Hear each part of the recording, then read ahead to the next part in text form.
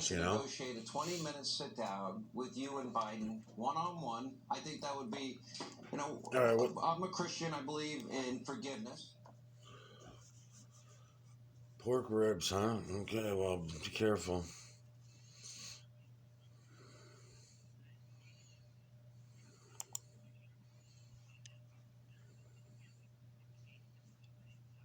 Yeah.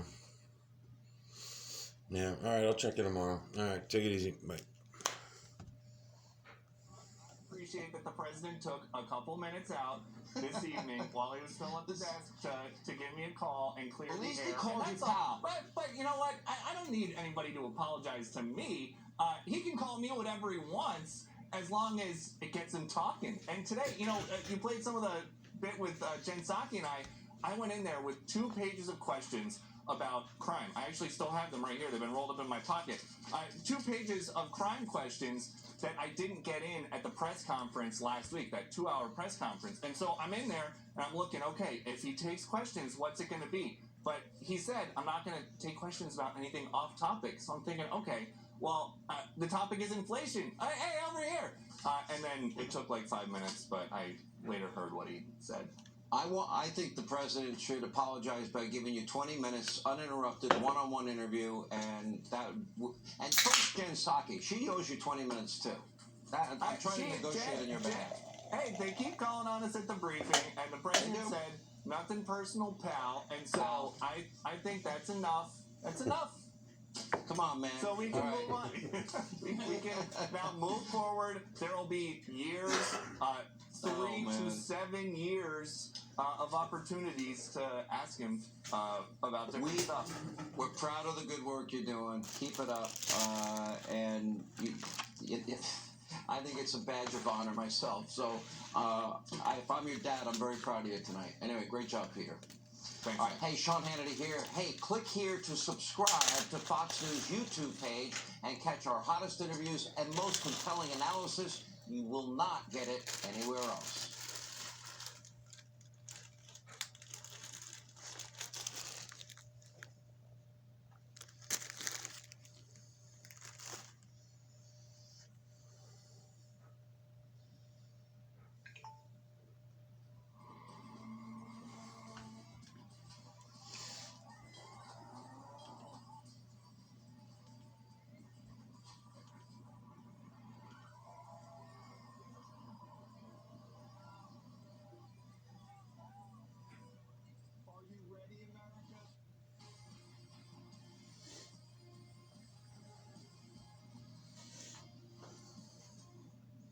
A famous man once said, "You don't know where you're going unless you know where you're going." And that famous man was me. So what we're going to do tonight is tell you where Jesse Watters Primetime's going. But before we do that, let's talk about where we are now. The American people have run out of patience, and we're tired of being disrespected. Ignorant, greedy leaders sold out our factories and pride to the Chinese communists for unpatriotic profits. Deployments in Iraq and Afghanistan, wars shamefully mismanaged, took a physical and mental toll. We were oversaturated with highly addictive painkillers while Wall Street blew up the economy and escaped with golden parachutes instead of prison stripes. Sick cyber warriors divided us by race to distract us from the real division, class. As we erupted and tried to fix all this, a steady diet of hoaxes and hatred was forced down our throats. The left romanticized rage and resistance for 4 straight years. But now they want to cancel you for just daring to disagree. And just as we came up for air, a sketchy virus slipped out of the very country we arrogantly misjudged 2 decades ago when we brought them into the WTO. Then they locked us down, shuttered our businesses, and closed our schools. Well, they bought the dip and capitalized on the new normal, the permanent pandemic power grab. And after everything, turns out we were right from the very beginning, weren't we? Am I being too dramatic? Probably. But do I know what I'm talking about? Of course I do. The American people have been disrespected for far too long, and that stops tonight. We'll be exposing the scoundrels, celebrating the patriots, and making sure we're respected. Whenever some snob or idiot disrespects us, we'll confront them and tell them what's up. And they better start listening. They can't pretend like they don't hear us anymore. The same goes for all the crooked politicians out there. We're in a republic, and we give our representatives power to represent us, not themselves. Every night we'll remind them they work for us. Am I taking myself too seriously? Maybe, but we'll figure it out. Bottom line, the country's screaming out, listen to us, and we will. Here's one way how. As most of you know, my mom's always texting me to tell me how she feels. But that's not fair, especially for me because she's such a big lib. So we're going to try something new. I'm going to give out my phone number so you can text me too. It'll always be right there at the bottom of your screen. Make sure to include your name, city, and state. If you're old-fashioned, email waters@fox.com. Remember, name, city, and state. Jesse Waters has always been about connecting with the people and telling it straight. In fact, I did that earlier, right here in New York City.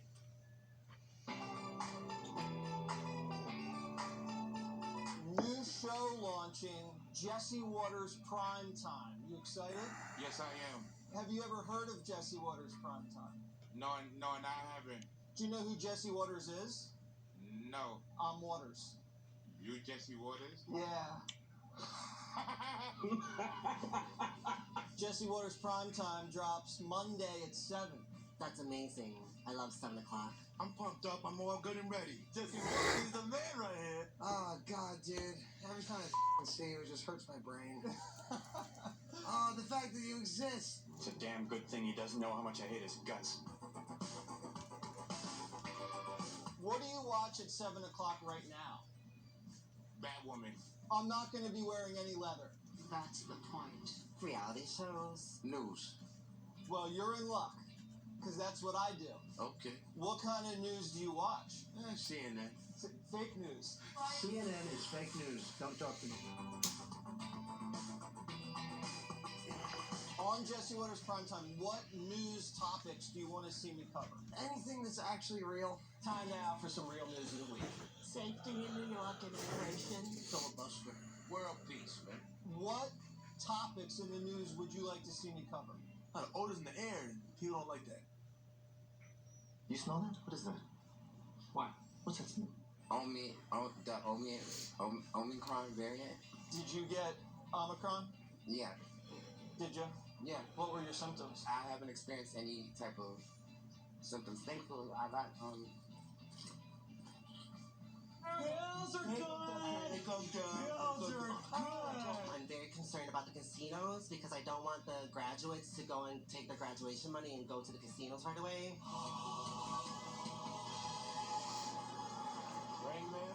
yeah. Let's play some cards. Which guests would you like to see me have on? Ron DeSantis. Judge Janine. Kyle Rittenhouse. Kevin Hart. Me. I'll go on. Pick me. Choose me. Love me. Should I interview AOC? Yes, interview her. Because it's like, where is she in the city? What is she doing for the city? She laughed. It's like, can you make me my drink then? Cheers. Should I interview Joe Biden? Sure, why not? How's he doing?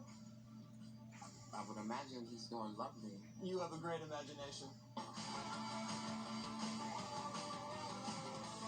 Anyone you want to say hi to at Fox right now? Oh, Tucker Carlson, you chose to wear a bow tie. Oh, my f***ing God. Sean, and especially Tucker. Homer Simpson. Any words of advice for me? Just keep on rocking. Keep up the good work. Do you remember who I am? Mm-mm. Waters.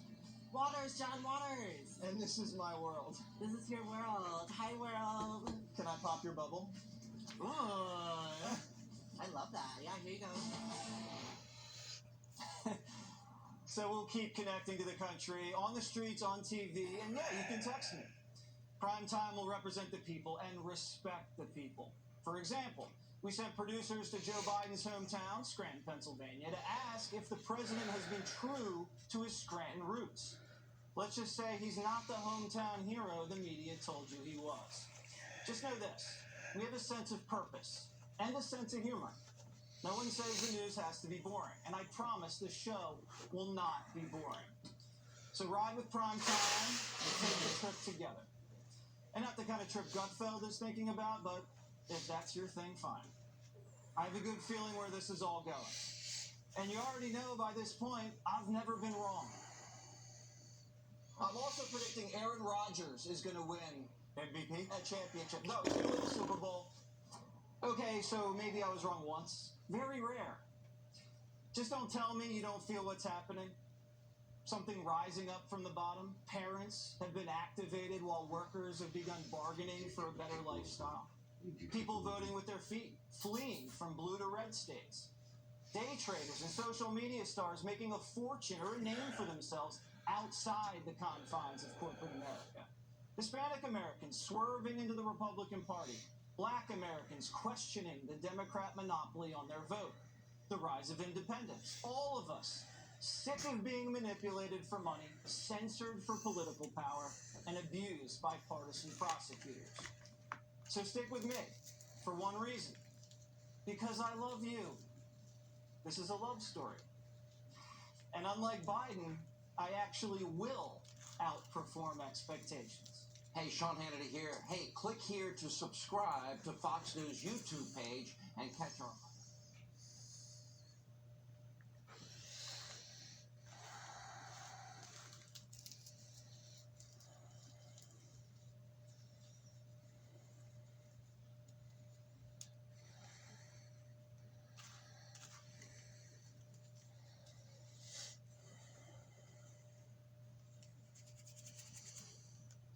Wave and claiming the surge in violence is totally being overblown. You get the sense that America's gone to hell, declining quality of life. America is an apocalyptic hellscape. Yes, there is a crime problem, but the way it's described on Fox, you'd be afraid to leave your house. I kind of think of it as a Instagram filter, Brian. You know, you start with a real image, and then you take the filter and you pump it up 1,000%, and what you're left with is distorted. It no longer reflects reality. The goal of this kind of coverage is to freak people out, to cause them to live in fear.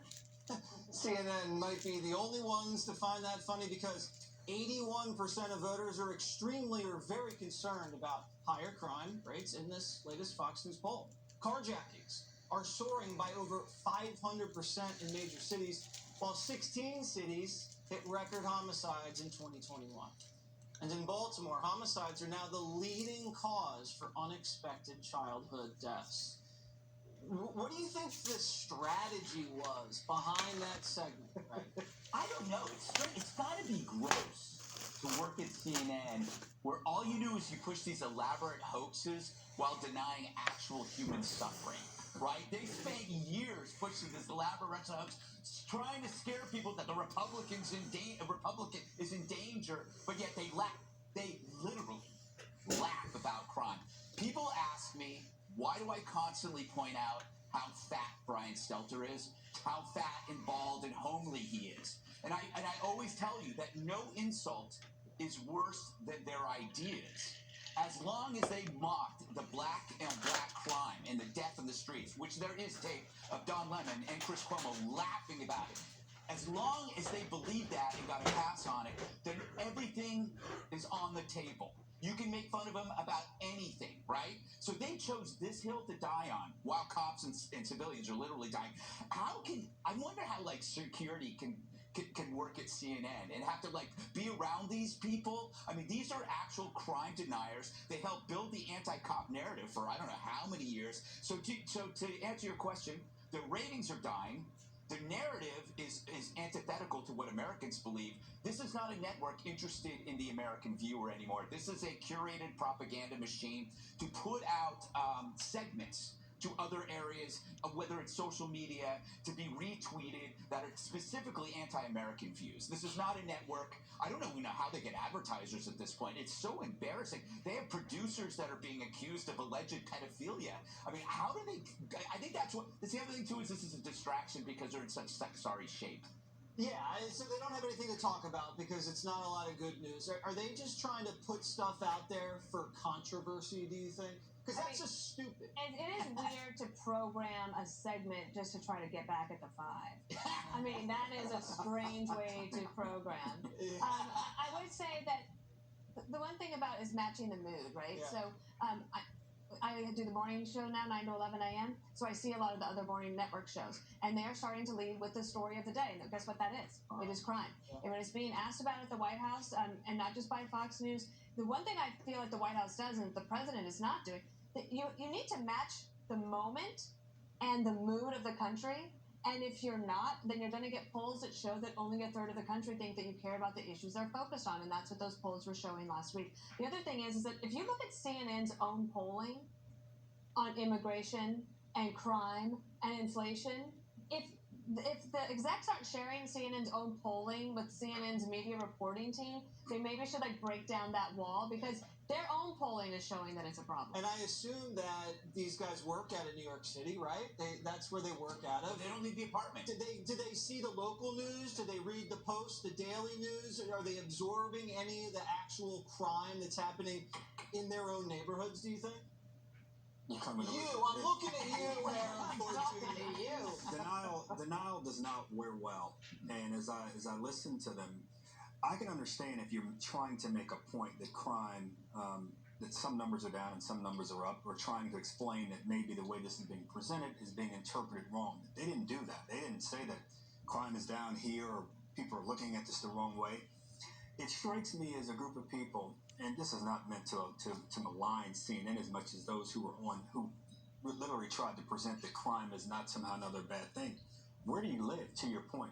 Are you in a neighborhood where you don't go out, or there's nothing happening, or you have a security team around you? That's one thing. But if you live in a neighborhood, which is most neighborhoods, unfortunately, in New York City today, you're watching where you're going. I don't take the subway any longer. I used to take the subway. I take the subway because I'm concerned about my safety. I won't go near a subway stop with my kids because I don't want to be confronted and have to try to defend or do something that would put them in danger or myself in danger. So those who want to do stages like that or do presentations like that, have a reason for doing it. If your reason is to just get back at someone or a show or network, you're not serving the people who watch your network and the people who are in danger every day and every night in our city, and for that matter, across the country. Many of them who are probably watching that network. Yeah, maybe some gullible person's watching CNN and they go, la-di-da, they walk out, they're not looking around. They do have to do a public service. Well, look, here's the thing. The media is the megaphone for the Democrats. All right, so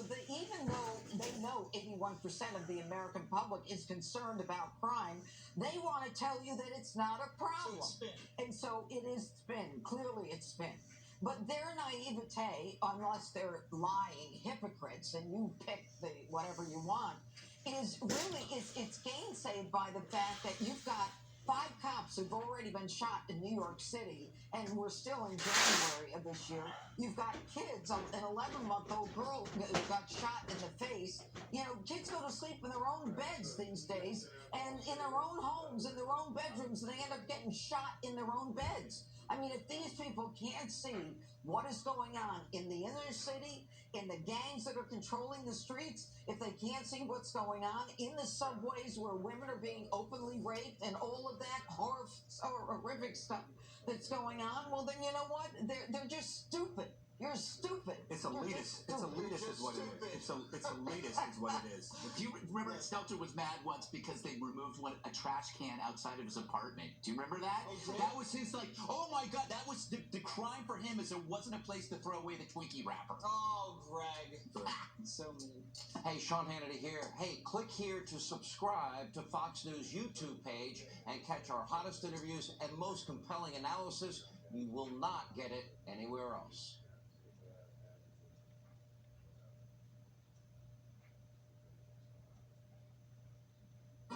Russian President Vladimir Putin already put 127,000 troops along a border with Ukraine, and now apparently he's moving in the weaponry and more of them at the Ukraine border as an invasion looks more and more likely.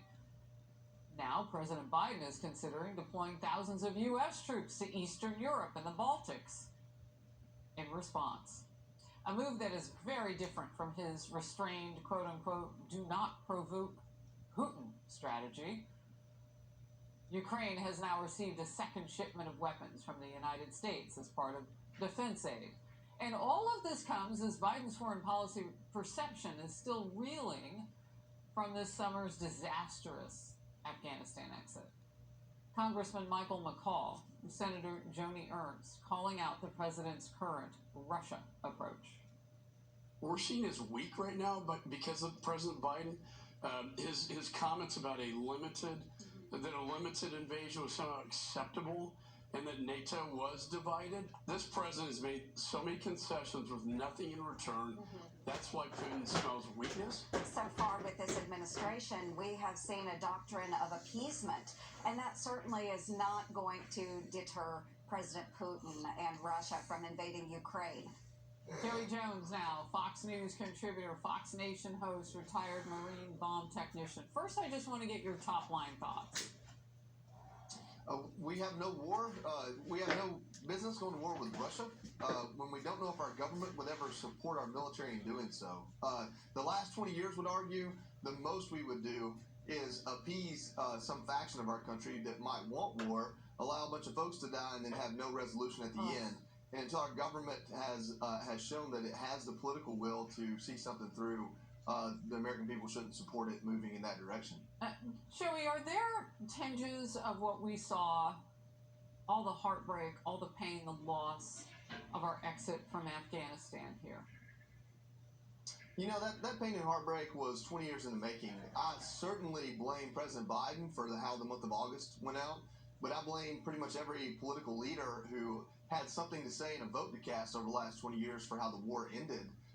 We had a little bit of a tail wagging the dog situation where our democracy is amazing, but with every midterm and every presidential election is an opportunity to take the status quo, turn it on its head, and campaign on it. And the American people kind of followed that, and that's not how we should do war in this country.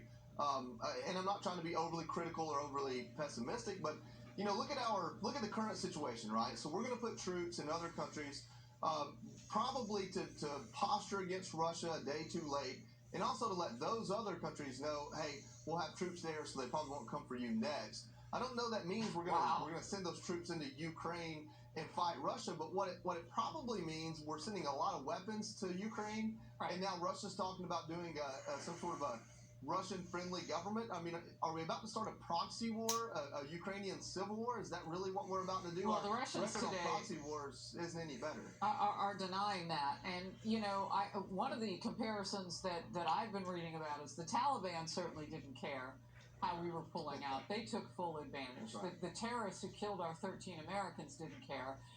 And perhaps Putin doesn't care how we handle it either. I mean, we were scurrying, trying to get our people out of there over the weekend. It felt eerily familiar in that sense. A New York Times piece with this: President Biden is considering deploying several thousand U.S. troops as well as warships and aircraft to NATO allies in the Baltics and Eastern Europe. The move would signal a major pivot for the Biden administration, which up until recently was taking a restrained stance on Ukraine, out of fear of provoking Russia into invading. In a meeting on Saturday at Camp David, Pentagon officials presented the president with several options that would shift American military assets much closer to Putin's doorstep. We're watching this in real time now, and strategy is what in this case? Well, here's the deal. When you stand in front of the world and say something as stupid as a minor incursion is okay, this is a price you have to pay afterwards. And just God forbid that price include American blood. That's how I feel about it. Posturing is a military strategy. It's one that's worked well for us. JFK probably did it best in the most recent years with the blockade in Cuba. But posturing means that you're willing to go the next step, but hopefully smart enough to not have to. I don't know if this is posturing or just straight reactionary, we've got to do something because that speech last week was that bad. The truth is, this isn't a 2022 problem. This is multiple years in the making. I mean, we saw what happened with Crimea. We saw that Russia invaded Georgia. How we've handled everything along the way builds up to how this plays out. And I don't know what Russia's... This is chess, and I play checkers. I go out, take bombs apart, and shoot the bad guy in front of me. You know, I don't know how this plays out, but I can tell you as an American and a voter, I'm beyond frustrated. Look, it could spread. China, now, looking across at Taiwan. I mean, if they start to put ships in the water, if they start to do the things that we're starting to hear about right now and reporting on, I mean, it isn't just about Russia, and that's the point. Afghanistan and the way that we handled it in such a bloody, horrible end wasn't just about us in Afghanistan. The world was watching. The world. I'm 35, and I'm old enough to remember when we used to champion winning wars, and that was a long time ago, I guess. Now we talk about how do we get out of this situation, and I'm okay with that, but at least have a plan. It doesn't seem like this president has one. Can we talk just a moment, though, about how this is being handled and what effect that has on the strategy? Because we know with Afghanistan, the president had generals around him, and then after all the hearings on Capitol Hill, he went his own way. They were telling him one thing, he decided to go another way. Is that how that plays out? I mean, you have served, and you know that when the call comes from on high, you go do your job, and the commander-in-chief goes to the generals, and we didn't do that with Afghanistan. Are you concerned about that happening here? I'll tell you what I'm most concerned about is the world didn't need to see, and quite frankly, as Americans, we didn't need to see a situation where we have to grill our generals to find out that the president wasn't telling the truth about their own advice. To see that much of our cabinet, of our leadership, of the men and women who decisively send our troops to war for a righteous cause at that much of odds with each other. And that's what Russia saw, that's what China saw, and that's what the American people saw. Jerry Jones, always great to have you in focus. Thank you. Thank you. Hi, everyone. I'm Brian Kilmeade. I want you to do me a favor. I want you to click to subscribe to the Fox News YouTube page. This is the only way that I know for sure that you're not going to miss any great commentary, any great news bites, any great interviews coming your way on Fox. You can get it all here on YouTube. So subscribe right now.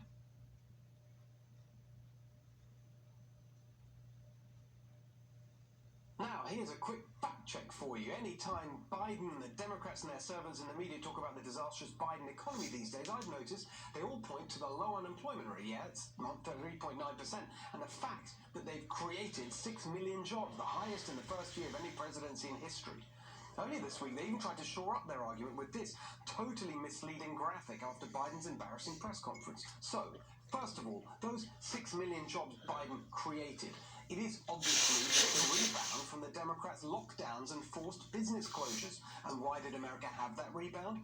Obviously because President Trump got the vaccines delivered in record time. What Biden and the Democrats have done, by contrast, is put brakes on the Trump rebound by paying people not to work, raising energy costs, and throwing people out of the workforce with their anti-science mandates. And so as a result, even with a low unemployment number, there are still nearly 3 million Americans out of the workforce compared to what we had with Trump just before the pandemic. In fact, I looked up the historic data on labor participation, the size of the American workforce as a proportion of the working age population. And here it is. Under Biden, as of last month, we're down to a labor participation rate of just 61.9%. Apart from at the height of the pandemic economic shutdown, that's the lowest since the dregs of the Jimmy Carter stagnation and malaise in February 1977. So, this great booming economy Biden and all the rest of the Muppets are trying to brag about now has the worst inflation in 39 years and the worst job market in 45 years. Yeah, I guess that is historic. Historically bad. Hey, Sean Hannity here. Hey, click here to subscribe to Fox News YouTube page and catch our hottest interviews and most compelling analysis. You will not get it anywhere else.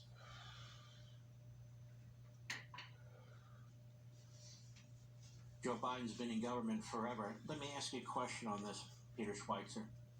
Did the communist Chinese regime make it part of their mission to invest in the Biden family, knowing full well that Joe Biden was a long-time career politician with lots of influence? I think there's no question, Mark. And look, we spent more than a year investigating red-handed, and one of the most startling things we uncovered is the simple fact that the Biden family, while he was vice president of the United States and continuing when he became president, received some $31 million from Chinese individuals who are linked to the highest levels of Chinese intelligence. $31 million. Whoa. Yeah, $31 million.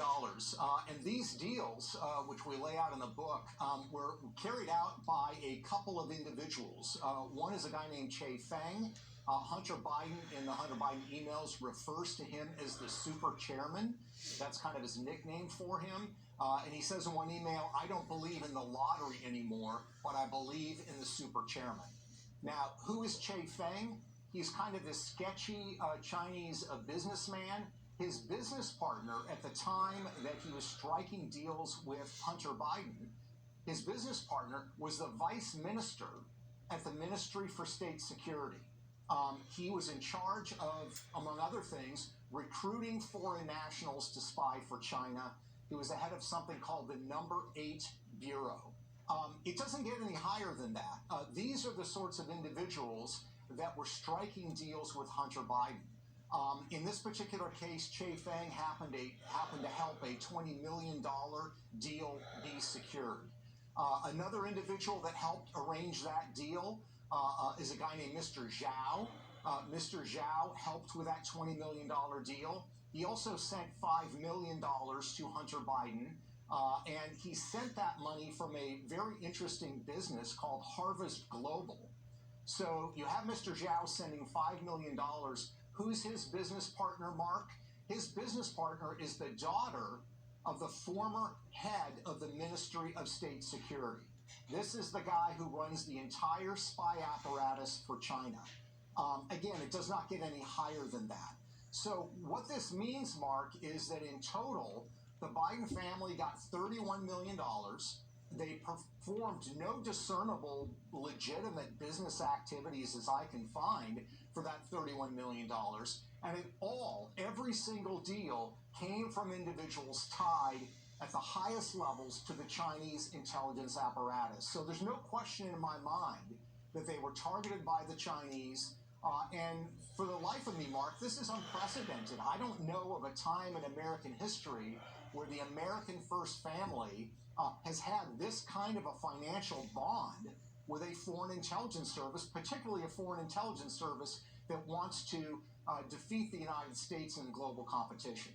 You know, Peter Schweitzer, ironically, the emoluments clause that they used to talk about with Trump has as its purpose to prevent this sort of thing, where somebody who becomes president or other people in the family are basically paid off or invested in, we'll use that phrase, by a foreign government. They had great fear about this sort of thing. And I cannot believe that $31 million, as you write, pours into the Biden family and Joe Biden doesn't know anything about it. He is the head of the Biden clan. That's number one. Number two, they all live very well. Number three, it is amazing how this Democrat Congress doesn't want any of the tax returns of any of the Biden family members. There's been no investigation of any of the Biden family members. He's the current president of the United States. When you consider how they've gone after Donald Trump with these fake issues. Joe Biden directly, how has he benefited from the communist Chinese? Well, it's a great question, Mark. He directly benefited because the other thing that we lay out in the book is it's very, very clear that Hunter Biden and Joe Biden have had intertwined finances for a very long time. What do I mean by intertwined finances? Well, you know, there are communications where Hunter Biden complains to other family members that he's having to send half his money to Pop, which is his father. But there's also specific examples of him paying his father's bills. Some of them are rudimentary. There's a $320 a month phone bill for a back channel phone that Joe Biden has when he's vice president of the United States. Hunter Biden's paying that. But there's also tens of thousands of dollars of other bills in terms of renovations on Biden family homes, etc. So the bottom line is money that Hunter Biden connected overseas directly benefited not only Hunter Biden, but Joe Biden himself and other family members, including James Biden. There's a couple of $1 million of the Chinese money that ends up being sent to James Biden. One other point to make, Mark, which I think is very important and I think lays out the fact that this needs serious investigation, not only by the FBI, but also by Congress with subpoena power. Something very curious happens when Hunter Biden is securing these deals. There's 5 deals we've identified that are linked to Chinese intelligence. Hunter Biden goes to the Secret Service and says, I no longer want protection when I travel overseas. That is a stunning thing that needs to be looked into. Mm-hmm. He doesn't want records, I guess, where he's going and who he's talking to. Yeah, this is all something that just kind of floats around, and the American media cover it up. They have enormous amount of resources. If they wanted to investigate this, they could raise a lot of questions about it. Congress has subpoena power. The Department of Justice doesn't have to sit on its hands, and yet there it is, sitting on its hands.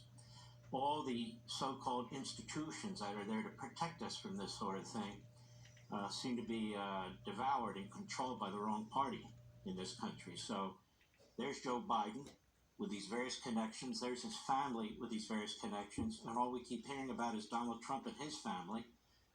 They've been investigated by Congress. They've been criminally investigated, which was an outrage. They're still under attack. And there's Joe Biden. $31 million came into this family. It's absolutely appalling. When we come back, Pelosi and Boehner and others on Capitol Hill. We'll be right back. Hey, Sean Hannity here. Hey, click here to subscribe to Fox News YouTube page and catch our hottest interviews and most compelling analysis. You will not get it anywhere else.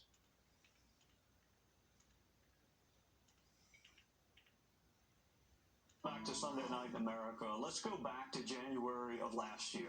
Democrats had a 9-point lead on Republicans in voter identification polls. 49% of Americans aligned with the Democrat Party, whereas only 40% identified with Republicans. January of 2021 was bleak. There was an attack on the Capitol. Republicans lost 2 Senate seats in Georgia. Former President Trump was impeached for a second time. What a difference a year makes. Now the tables have turned. 47% of Americans now identify with the Republican Party, and only 42% with the Democrats. Democrats dropped 7 points. Republicans went up 7 points. The question is why? Why did this happen? Is it simply the failures of the Biden administration? Did Democrats overread the election results? Are Republicans offering something affirmative, or just getting out of the way and letting Democrats fight each other? What explains this nearly 10-point shift in less than a year? I mean, part of it for sure is the failure of the Biden administration. The feckless withdrawal from Afghanistan, the fact that Russia and China are more emboldened than ever, the mismanagement of COVID and supply chain issues, the border is a willful disaster. We were told Biden was a foreign policy expert, but there is absolutely no evidence of that. Biden promised to manage the pandemic, but he has not.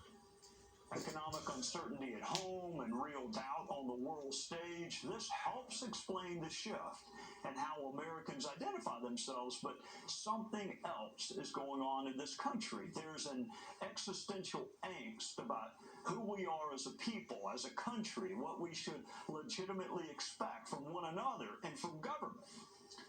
Biden said he was a unifier, and then he went to a southern state, one he actually won, to compare half the country to George Wallace and Bull Connor.